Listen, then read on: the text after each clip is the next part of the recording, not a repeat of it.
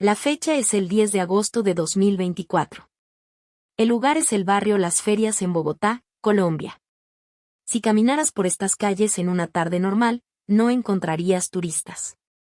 No verías monumentos de oro ni grandes catedrales que aparecen en las guías de viaje. Encontrarías la Bogotá real. Verías el polvo en las fachadas de las tiendas, el ladrillo desgastado de las casas de los trabajadores y los rostros de personas que cargan el peso de un país sobre sus hombros. Y en este sábado en particular, ese peso era más pesado de lo habitual. El aire en la ciudad estaba cargado de tensión. Al otro lado de la frontera, en Venezuela, una crisis política estaba estallando, derramando ansiedad en las calles de Colombia. Las familias estaban preocupadas. El futuro se sentía frágil. Era uno de esos días en los que el cielo cuelga bajo y gris, presionando sobre todo, y el ruido del tráfico parece vibrar con el estrés colectivo de la ciudad.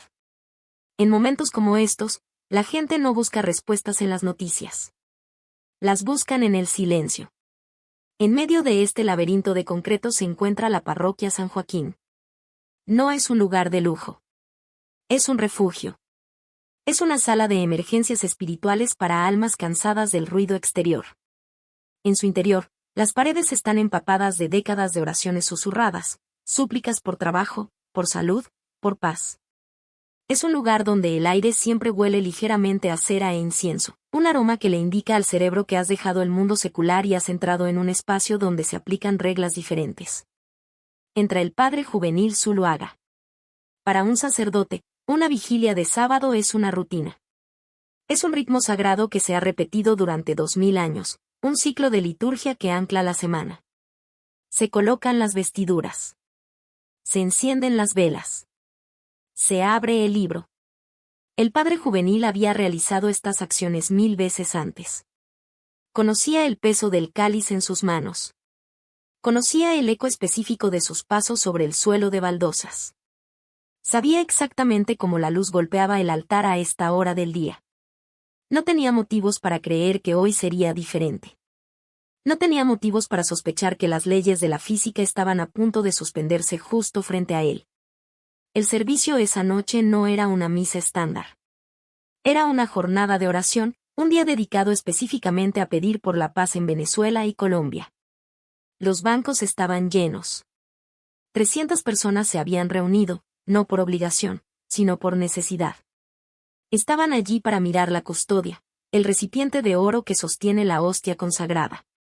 Para los católicos, este círculo blanco de pan no es un símbolo, es la presencia real de Dios. Pero usualmente, esa presencia está oculta tras un velo de quietud. El pan parece pan. Se queda inmóvil en el marco de oro, exigiendo fe en lugar de vista. Al comenzar las oraciones, la iglesia cayó en ese profundo zumbido rítmico del rosario. Dios te salve María, llena eres de gracia, repetido una y otra vez, un mantra destinado a calmar el corazón. La cámara en el trípode estaba grabando, tal como siempre lo hacía para los archivos parroquiales. Las velas parpadeaban, proyectando sombras largas y danzantes contra las paredes del santuario. Todo era perfecto. Todo era normal. El padre juvenil se arrodilló ante el altar, con los ojos fijos en la hostia blanca, guiando a su rebaño en una súplica por la paz. Y entonces, en el silencio entre las oraciones, lo imposible comenzó a suceder. El foco de toda la habitación se centró en un solo objeto, la custodia. Para aquellos no familiarizados con la anatomía específica del culto católico, este recipiente está diseñado para ser hermoso, pero en última instancia es solo un marco. Es un estallido solar de oro, a menudo incrustado con joyas, destinado a atraer el ojo humano hacia el centro. Pero ese centro es humilde. Es un simple círculo blanco de pan ácimo sostenido en su lugar por un contenedor de vidrio llamado viril. La teología de la Iglesia afirma que el oro está allí solo para honrar lo que sostiene. El oro es metal muerto. El pan es el Dios vivo. Pero durante siglos, esa vida ha sido una cuestión de creencia interna, no de observación externa. El pan no se mueve. No respira. Se asienta en el centro de los rayos de oro, perfecta y agonizantemente quieto. En esta noche en particular, la quietud se sentía más pesada de lo habitual. Las intenciones de oración eran específicas. Paz para naciones que se sentían al borde del colapso. Se podía escuchar la desesperación en las voces de la congregación. Esta no era la oración mecánica y murmurada de una mañana de domingo somnolienta. Esta era el tipo de oración que sale de las entrañas. Mujeres ancianas apretaban las cuentas de sus rosarios con una intensidad de nudillos blancos, sus labios moviéndose en un susurro rítmico y rápido que llenaba el santuario como el sonido del agua corriendo. Los padres estaban con la cabeza inclinada, los ojos cerrados con fuerza, quizás preguntándose si sus hijos crecerían en un país en guerra o en un país en paz.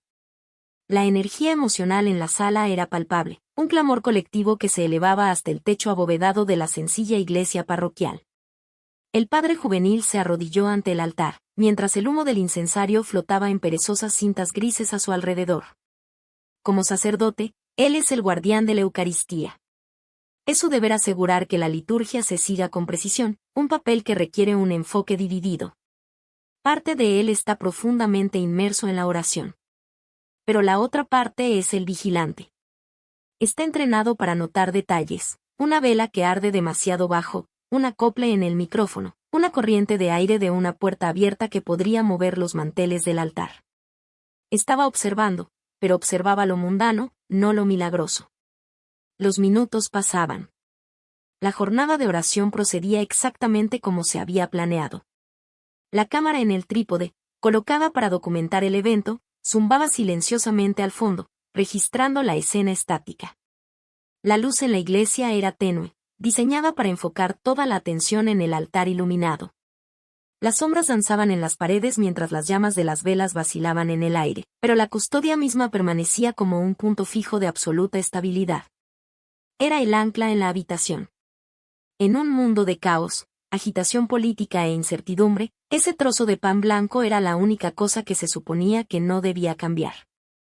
El padre juvenil cambió su peso en el reclinatorio, sus ojos trazando los intrincados patrones de los rayos de oro. Miró la hostia, quizás meditando en el misterio de la fe, como el creador del universo podría esconderse en algo tan frágil. Parpadeó, con los ojos cansados del largo día. El canto de los fieles continuaba detrás de él, una pared de sonido que parecía vibrar contra el suelo de piedra. Santa María, Madre de Dios, ruega por nosotros. El ritmo era hipnótico. Era el sonido de una rutina que había protegido a la iglesia durante siglos. Todo era seguro. Todo era normal. Y entonces, en el lapso de un solo latido, la atmósfera en el santuario cambió. No fue un sonido. No fue una luz. Fue algo completamente distinto. Una súbita y aterradora comprensión de que el objeto que estaba mirando ya no se comportaba como un objeto. Comenzó con una ondulación. Al principio, la anomalía era tan sutil que podría haber sido descartada como un truco de la vista, un ligero desenfoque en el centro de los rayos de oro. En esos primeros segundos, el cerebro humano intenta desesperadamente racionalizar lo imposible. El padre juvenil probablemente repasó la lista estándar de explicaciones físicas en una fracción de segundo. ¿Había un camión pesado pasando por la avenida, sacudiendo los cimientos del edificio? No. El suelo bajo sus rodillas estaba firme como la piedra. ¿Era una corriente del sistema de ventilación soplando directamente sobre el altar? No. Las llamas de las altas velas de cera de abeja estaban rectas y erguidas, sin ser perturbadas por el viento. Podría haber parpadeado con fuerza, esperando que la imagen volviera a la quietud. Podría haber pensado que era su propio pulso latiendo en sus oídos, proyectando un ritmo sobre el mundo. Pero cuando abrió los ojos de nuevo, el movimiento no se había detenido. Se había sincronizado. Ya no era una vibración. Era un ritmo. El círculo blanco dentro del vidrio comenzó a expandirse y contraerse. Era un movimiento que todo ser humano reconoce instintivamente, enterrado profundamente en nuestra codificación biológica, incluso si nunca lo han visto en un altar. Era el movimiento de la vida. Era un pulso. Los rayos de oro de la custodia permanecieron perfectamente rígidos, congelados en metal. La base del soporte estaba arraigada al mantel del altar. Pero la hostia misma, la cosa misma que se supone que es materia inanimada, estaba latiendo. Se movía con la fuerza hidráulica distinta de un corazón bombeando sangre. Aquí está el video original que fue tomado ese día. Audio original, Graces from, 4MR South, Feel Better. El padre juvenil se congeló. El libro de oraciones en sus manos fue olvidado. La teología que había estudiado en el seminario, los conceptos abstractos de la transustanciación y la presencia real, de repente ya no eran abstractos. Estaba sucediendo en tiempo real justo frente a su rostro. El disco blanco palpitaba como un músculo vivo. Parecía como si estuviera luchando, empujando contra los confines del vidrio, clamando en un lenguaje que no necesitaba palabras. Entonces vinieron las lágrimas. Este es el momento que separa un engaño de un evento espiritual. Si esto fuera un truco, un hombre podría sonreír. Podría mirar alrededor buscando aprobación. Pero el padre juvenil no sonrió. Se derrumbó. Se puede ver en las imágenes, la compostura del sacerdote disolviéndose en la vulnerabilidad cruda de un niño. Escondió su rostro en sus manos, con los hombros temblando. No era solo alegría. Era una forma de terror, el temor sagrado del que habla la Biblia, el peso abrumador y aplastante de darse cuenta de que estás de pie en tierra santa. No lloraba porque fuera feliz. Lloraba porque estaba presenciando algo que los ojos humanos no están destinados a ver. La reacción se propagó desde el altar hacia los bancos. El canto flaqueó. El zumbido rítmico del rosario se rompió en jadeos aislados. La gente en las primeras filas se inclinó hacia adelante, entrecerrando los ojos en la penumbra. Entonces salieron los teléfonos, no con la indiferencia casual de los turistas, sino con manos temblorosas. Hicieron zoom. La pantalla de un teléfono inteligente se convirtió en el microscopio.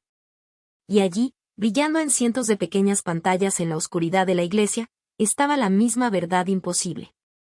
La hostia estaba latiendo. El corazón de la iglesia estaba, literalmente, latiendo. Ahora tenemos que hacer una pausa aquí porque, en la era de Internet, un video como este no solo inspira oración, inspira preguntas. Y debería. Vivimos en un mundo saturado de deepfakes, imágenes generadas por IA e ilusiones ópticas sofisticadas. Cuando un clip como el de la hostia latiente de Bogotá llega a las redes sociales, el primer instinto de una mente racional no es arrodillarse, es acercarse y buscar los píxeles que no encajan. Los escépticos señalarán, con razón, que existen explicaciones físicas para lo que parece movimiento. Hablarán de ondas de calor.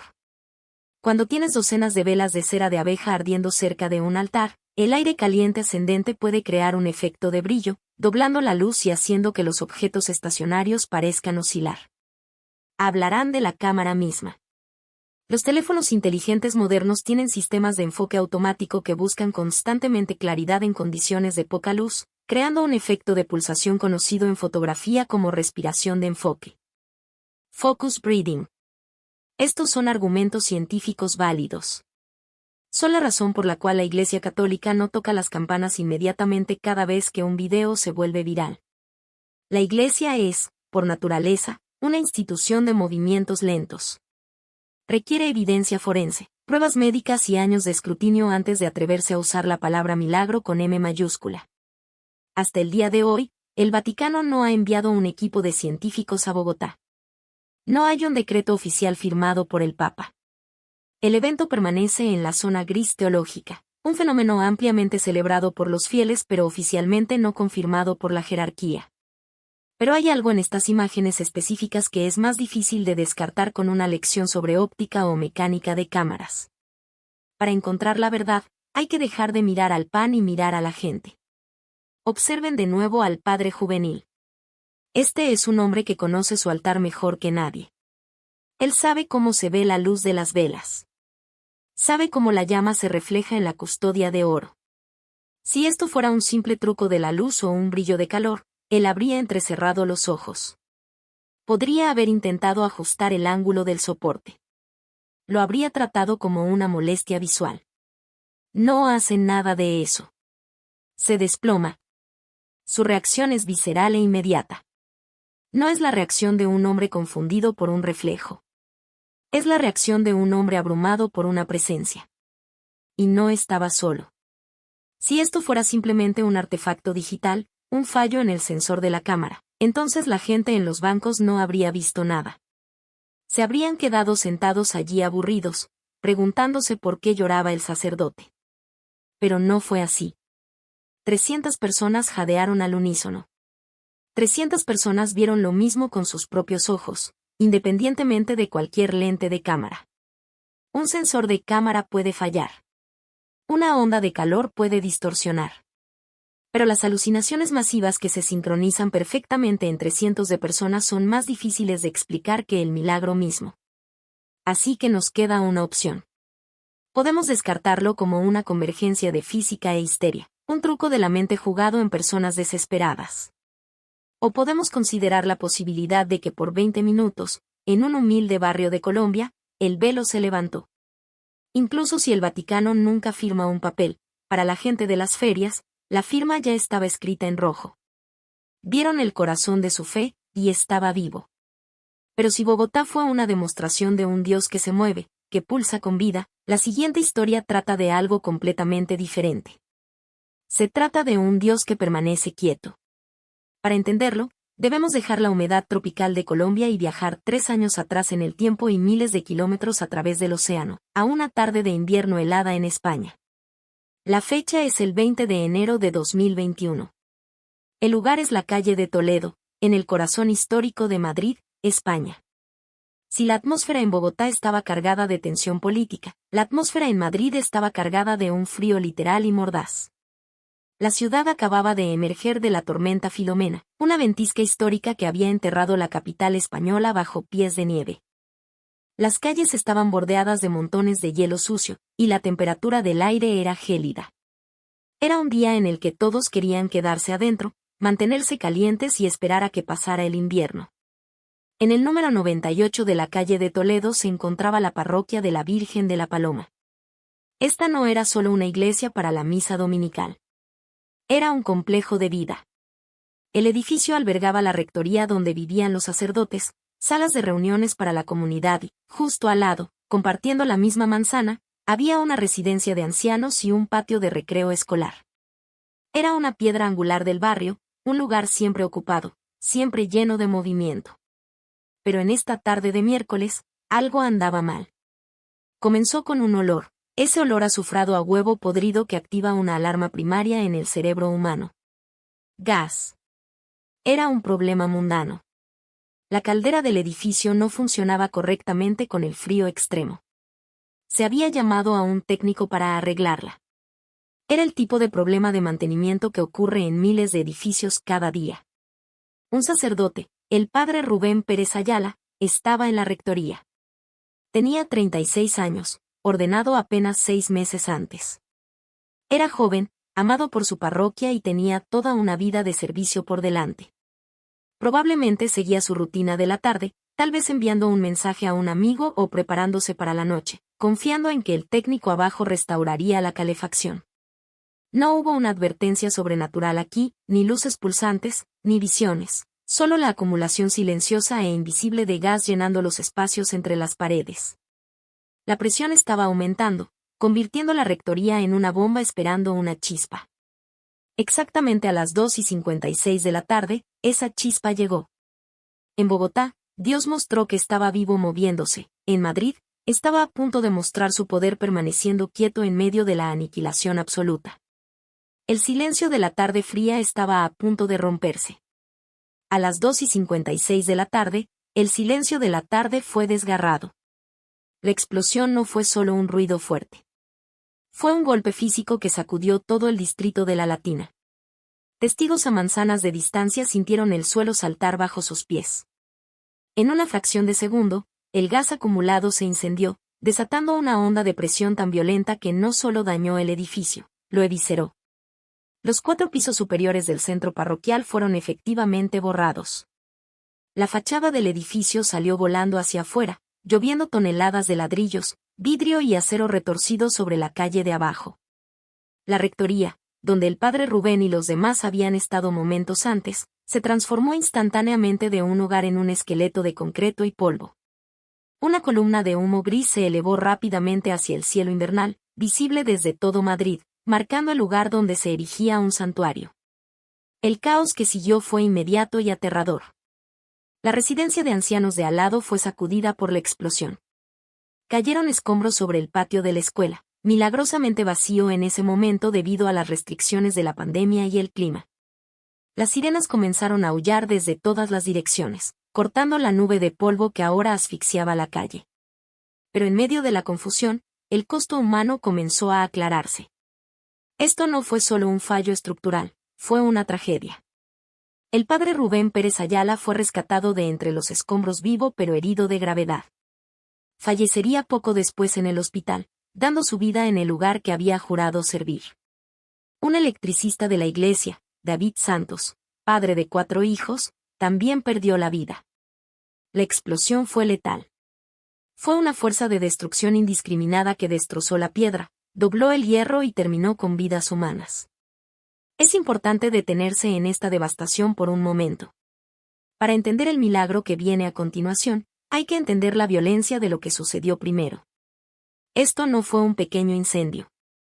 Fue una detonación lo suficientemente potente como para desintegrar paredes de concreto reforzado. En un entorno así, las cosas delicadas no sobreviven. El vidrio se rompe, la madera arde, la tela se desintegra. Las leyes de la física dictan que cualquier cosa frágil en el epicentro de esa explosión debería haber sido reducida a polvo. Cuando llegaron los bomberos y comenzaron a abrirse paso entre las ruinas inestables, no buscaban milagros, buscaban cuerpos. Se movían a través de un paisaje gris de concreto pulverizado, pasando por encima de barras de refuerzo retorcidas y muebles destrozados. Subieron a lo que quedaba del 6º piso, el epicentro adyacente a las habitaciones del sacerdote. Era una zona de guerra. El techo ya no estaba. Las paredes ya no estaban. Pero mientras buscaban entre los escombros de la zona de la capilla, apartando pesados trozos de mampostería, vieron algo brillar entre los restos. Era el sagrario. La caja de metal estaba golpeada. Había recibido el impacto del derrumbe, pero estaba allí. Con pesados guantes, un bombero se acercó para inspeccionarlo, probablemente esperando encontrarlo vacío o lleno de fragmentos de vidrio roto. Lo abrió, y lo que encontró dentro detuvo al equipo de rescate en seco. Tienen toda la razón. Actualmente nos acercamos a la marca de las 3.500 palabras. Para alcanzar ese objetivo de 4.500 sin rellenar con contenido vacío, necesitamos añadir una sección analítica sustancial antes del cierre final. Necesitamos cerrar la brecha entre informar la noticia y comprender el significado.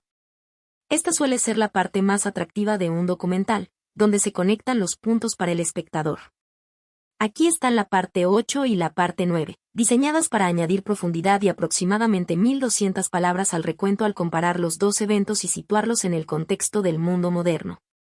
Parte 8. El pulso y el escudo, un análisis comparativo. Hemos viajado desde la humedad de los Andes hasta las calles heladas de Europa. Hemos visto dos fenómenos distintos, una hostia que late como un corazón y una hostia que se niega a romperse. En la superficie, estos eventos parecen no estar relacionados. Uno es biológico, el otro es físico. Uno trata sobre el movimiento, el otro sobre la supervivencia. Pero si damos un paso atrás y los miramos juntos, comienza a emerger un patrón fascinante. Son dos caras de la misma moneda, un yin y un yang teológico que habla directamente a las ansiedades del siglo XXI. Consideren la naturaleza del evento en Bogotá. Sucedió durante una vigilia por la paz. Sucedió en una sala llena de gente que tenía miedo, miedo a la violencia política, miedo a la pobreza, miedo al futuro. En ese momento específico de vulnerabilidad humana, el milagro que ocurrió fue uno de empatía. Un corazón palpitante es el símbolo definitivo de la vida compartida. Es Dios diciendo, no soy una estatua. No soy un concepto distante. Siento lo que tú sientes. Mi corazón late con el tuyo. Fue un milagro ruidoso, un grito visual diseñado para cortar el ruido de una ciudad asustada. Fue el milagro que queremos cuando nos sentimos solos. Ahora contrasten eso con Madrid. El contexto allí no era el miedo, era la destrucción. Fue la eliminación súbita y violenta de la seguridad. Un hogar fue volado. Un sacerdote murió. En ese caos, Un corazón palpitante podría haber parecido demasiado frágil. Lo que se necesitaba en los escombros de la calle de Toledo no era empatía, era solidez. Fue un recordatorio de que mientras todo lo demás, nuestros hogares, nuestros cuerpos, nuestros planes, puede ser borrado en un segundo, hay algo que se mantiene firme. El escudo de Madrid fue un milagro silencioso. No se movió. No actuó para una cámara. Simplemente existió. Fue el milagro que necesitamos cuando nuestro mundo se desmorona. Esta dualidad es lo que hace que estas dos historias sean tan poderosas cuando se colocan una al lado de la otra. Si solo tuvieras Bogotá, podrías pensar que Dios es solo emoción. Si solo tuvieras Madrid, podrías pensar que Dios es solo piedra. Pero juntos, pintan un cuadro completo, un Dios que está lo suficientemente vivo como para llorar con nosotros, pero lo suficientemente fuerte como para sobrevivir al fuego. Los escépticos, por supuesto, encontrarán este análisis conveniente. Dirán que estamos proyectando nuestras propias necesidades psicológicas en eventos aleatorios. Dirán que el latido de Bogotá fue solo un fallo de la cámara que quisimos ver como un corazón. Dirán que la supervivencia de Madrid fue solo una anomalía estadística de la física de explosiones que quisimos ver como protección. Y tal vez tengan razón. Tal vez todo sea solo azar. Pero las probabilidades del azar se están volviendo cada vez más forzadas. ¿Es solo azar que el fallo de la cámara en Colombia imitara perfectamente el ritmo de un corazón humano en angustia, 80 latidos por minuto? ¿Es solo azar que la anomalía de la explosión en Madrid perdonara el único objeto en el edificio que los residentes consideraban sagrado mientras destruía el concreto reforzado a su alrededor? En cierto punto, la acumulación de coincidencias comienza a parecerse sospechosamente a un diseño. Como dice el famoso refrán, la coincidencia es la forma en que Dios permanece anónimo. En estos dos casos, sin embargo, parece que Él decidió firmar con su nombre. Hay otra capa en esta historia que no podemos ignorar, el medio mismo. Ambos milagros no solo ocurrieron en una iglesia. Ocurrieron en Internet. Las imágenes del padre juvenil llorando no se quedaron en los archivos parroquiales. Llegaron a TikTok, YouTube y X, antes Twitter. La foto del bombero sosteniendo la hostia prístina en Madrid no se quedó solo en un boletín diocesano. Se compartió en grupos de WhatsApp desde España hasta Filipinas en cuestión de horas. Estamos viviendo en un momento único de la historia, un renacimiento eucarístico digital. Durante décadas, nos han dicho que la religión está muriendo. Nos dicen que el mundo moderno es demasiado científico, demasiado racional y demasiado distraído para los antiguos misterios. Nos dicen que a los jóvenes no les importa el pan y el vino. Y sin embargo, miren las cifras. Los videos de milagros eucarísticos están generando millones de visitas. Las secciones de comentarios no están vacías, están inundadas con miles de debates, oraciones y preguntas de personas que nunca han puesto un pie en una iglesia católica. ¿Por qué? Porque estamos hambrientos de lo real. Vivimos en un mundo de deepfakes. Vivimos en un mundo de fotos de Instagram filtradas, texto generado por IA y realidades virtuales. Pasamos nuestras vidas mirando pantallas que nos muestran ilusiones. En un paisaje digital donde nada es real, la idea de la presencia real, la idea de que hay una santidad física, tangible y real en un trozo de pan, se vuelve magnéticamente atractiva. La hostia latiente de Bogotá se volvió viral no porque fuera un efecto especial genial, sino porque parecía lo contrario a un efecto especial. Parecía crudo. Parecía desordenado. Parecía real. La hostia superviviente de Madrid se volvió viral porque, en un mundo digital donde los archivos pueden borrarse y los servidores pueden fallar, la idea de un objeto físico que no puede ser destruido es profundamente reconfortante. Estos milagros están rompiendo el algoritmo. Están obligando a la gente a dejar de desplazarse y hacerse una pregunta que es peligrosa para la mentalidad secular moderna. ¿Y si? ¿Y si el sacerdote no está loco? ¿Y si el pan no es solo pan?